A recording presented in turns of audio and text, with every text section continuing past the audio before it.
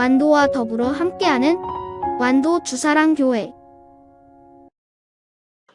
오늘 우리에게 주시는 말씀은 마태복음 11장 1절에서 17절까지 말씀입니다. 마태복음 11장 1절에서 17절까지 우리 하나님의 말씀을 한 절씩 교독해서 읽겠습니다. 예수께서 12 제자에게 명하기를 마치시고 이에 그들의 여러 동네에서 가르치시며 전도하시려고 거기를 떠나가시니라.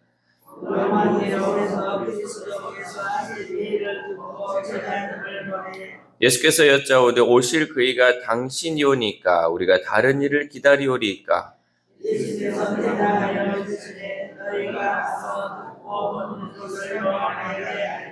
맹인이 보며 못 걷는 사람이 걸으며 나병 환자가 깨끗함을 받으며 못 듣는 자가 들으며 죽은 자가 살아나며 가난한 자에게 복음이 전파된다 하라.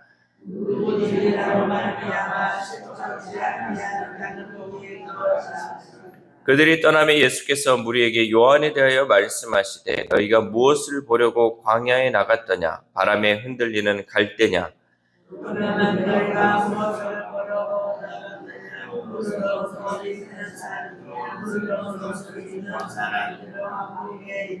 그러면 너희가 어찌하여 나갔더냐? 선지자를 보기 위함이었더냐? 옳다. 내가 너희에게 이르노니 선지자보다 더 나은 자니라.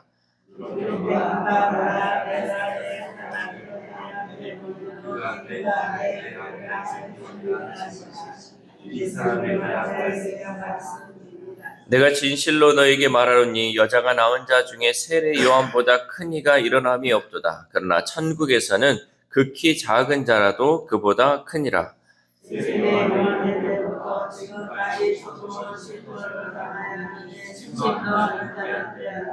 모든 선지자와 율법이 예언한 것은 요한까지니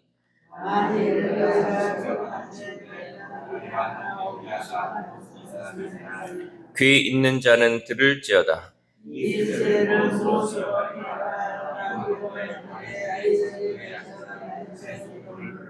같이 읽겠습니다. 이르되 우리가 너희를 향하여 피리를 불어도 너희가 춤추지 않고 우리가 슬피 울어도 너희가 가슴을 치지 아니하였다 함과 같도다. 아멘. 할렐루야. 오늘도 하나님 주시는 말씀을 통하여 오늘 하루 하나님의 은혜로 살아가는 귀한 하루 되시기를 소망합니다. 여러분, 완도하면 가장 먼저 떠오르는 특산물이 무엇입니까? 우리가 완도하면 가장 먼저 뜨는 김도 있고 미역도 있고 다시마도 있겠지만 그래도 전복이지 않겠습니까? 지금은 우리가 전복을 양식하는데 이 양식을 하지 않고 전복이 여러분 바다에 있다고 한번 생각을 해보세요. 사실 전복은 연약한 생물이에요. 아주 약한 생물이죠. 거센 파도와 수많은 천적 속에서 전복이 살아남는 유일한 비결은 바로 흔들리지 않는 바위에 딱 달라붙는 거예요. 그러니까 그 바위에만 딱 달라붙어 있으면 이 전복은 살 수 있다는 거죠. 우리의 믿음도 이와 같습니다. 예수 그리스도라는 이 반석 위에 굳건히 붙어 있을 때 우리는 비로소 흔들리지 않는 믿음의 사람으로 살아갈 수 있다라는 거죠. 오늘 본문에서 이 세례 요한이 그 마음이 흔들리고 있었습니다.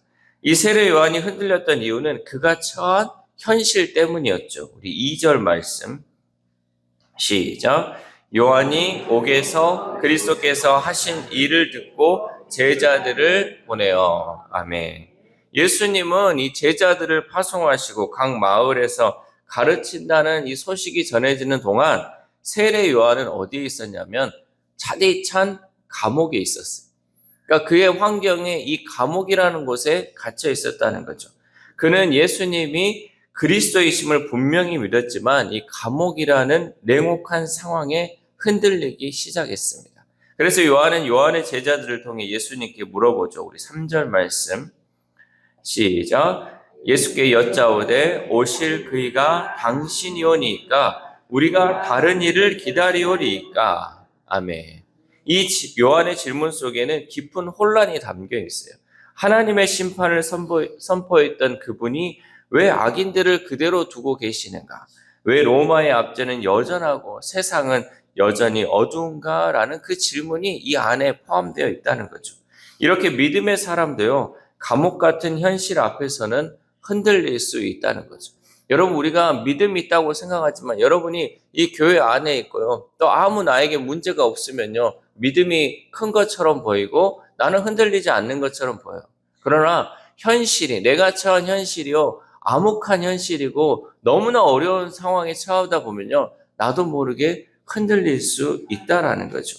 예수님이 침묵하시는 것 같고 하나님의 일하심이 더디게 느껴질 때 우리도 요한처럼 정말 주님이 구원자이십니까? 라고 묻게 된다라는 거죠. 그런데 예수님의 행적은 이사야 선지자가 예언한 메시아의 표징이 성취되고 있음을 뜻하고 있었습니다. 우리 5절 말씀 시작. 맹인이 보며 못 걷는 사람이 걸으며 나병 환자가 깨끗함을 받으며 못 듣는 자가 들으며 죽은 자가 살아나며 가난한 자에게 복음이 전파된다 하라. 아멘. 요한이 기대했던 그리스도의 심판은 임하지 않았지만 누구든 지금 이때는 하나님이 주신 은혜와 구원을 누릴 때였다라는 거죠.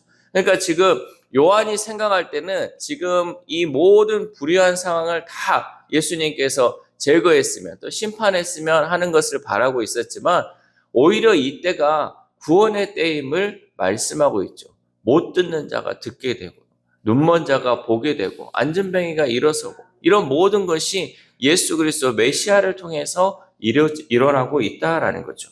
그리고 예수님은 결정적으로 이렇게 말씀하십니다. 우리 6절 말씀 시작. 누구든지 나로 말미암아 실족하지 아니하는 자는 복이 있도다 하시니라. 아멘. 그러니까 예수님으로 말미암아 실족하지 아니하는 자는 복이 있도다. 이 말이 무슨 말이냐면 나는 지금도 하나님의 계획대로 일하고 있다. 내가 하는 일을 보고 믿음으로 나를 붙들라라는 뜻이죠. 그러니까 너희들의 기준으로 바라보면 너희들이 생각하는 대로 내가 움직이는 것이 아니라 나는 하나님의 뜻대로 일하고 있기 때문에 나를 보면서 나만 붙들고 있으면 너희들이 구원을 받는다라는 것을 말하고 있는 거죠. 하나님이 내 뜻대로 일하시지 않을 때 우리는 실족하지만 그때야말로 우리 믿음의 진위가 드러나는 순간인 줄 믿습니다. 그러니까 여러분 우리가 내가 생각한 대로 내가 기도한 대로 하나님이 응답하지 않으면 실망을 해요. 그러나 그때가 바로 정말 우리의 믿음이 드러나는 때이라는 거죠. 내 뜻대로 움직이지 않는다 할지라도 우리는 그 상황에서 하나님만을 바라봐야 한다는 거죠.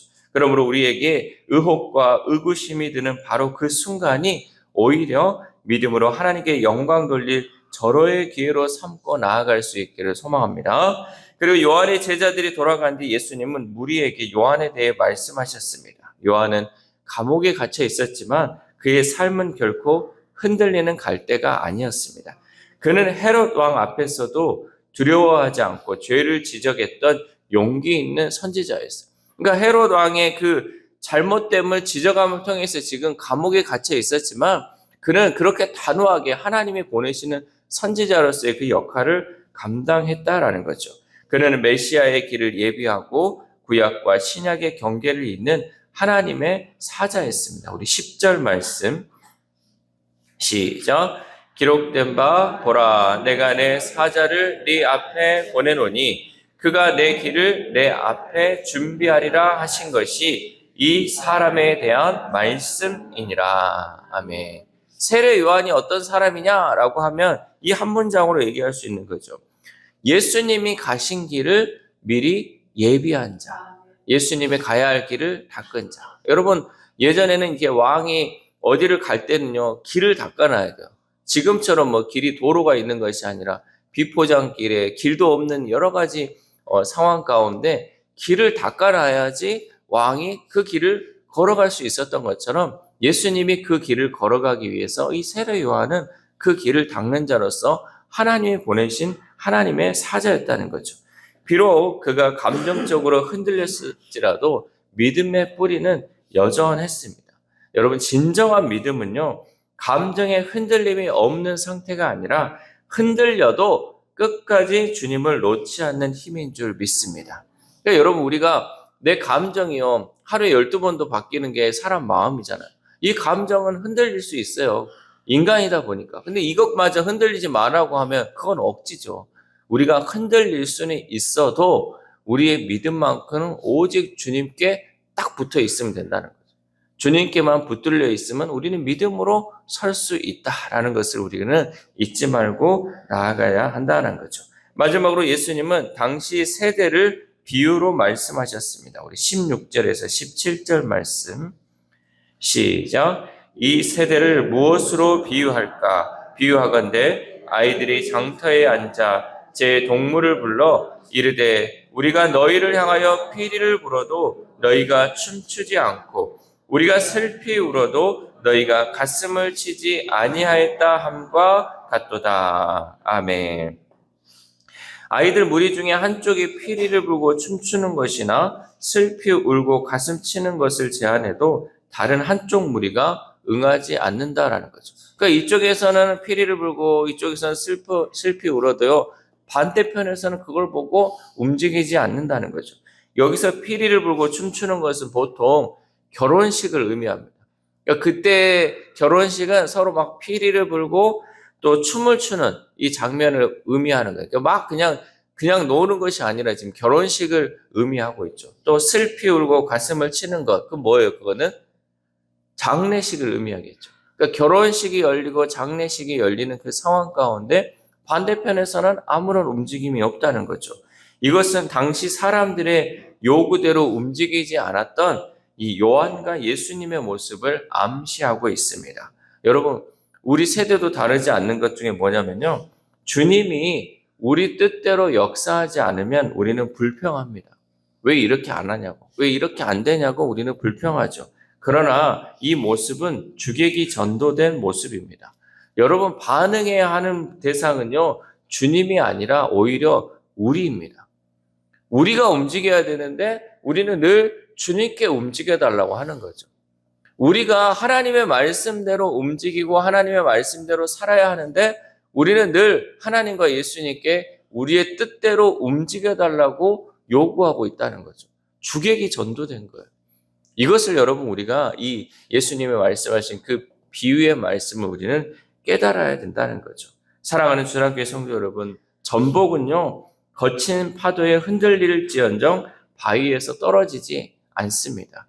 딱 달라붙는 거죠. 그래야 살기 때문입니다. 우리도 마찬가지입니다. 때로는 우리가 흔들릴 수 있습니다. 그럼에도 우리가 살 수 있는 유일한 길은 주님에게서 떨어지지만 않으면 된다라는 거죠. 딱 달라붙어 있으면 우리는 죽지 않고 살 수 있다는 거죠. 우리가 어떤 형편과 처지에 있더라도 주님은 여전히 흔들리지 않는 반석으로 굳건히 서 계시는 줄 믿습니다. 그러므로 영원한 반석이신 주님을 붙들고 오늘도 복된 인생을 살아가는 우리 모두가 될 수 있기를 소망합니다. 이 새벽 우리가 함께 기도할 때 하나님, 예수님의 길을 예비했던 세례 요한도 환경에 따라 그의 마음이 움직임을 보게 됩니다. 그러나 오늘 말씀처럼 우리가 비록 흔들릴지라도 오직 주님께만 붙들려 있으므로 믿음으로 승리하는 삶을 살게 해달라고 기도합시다.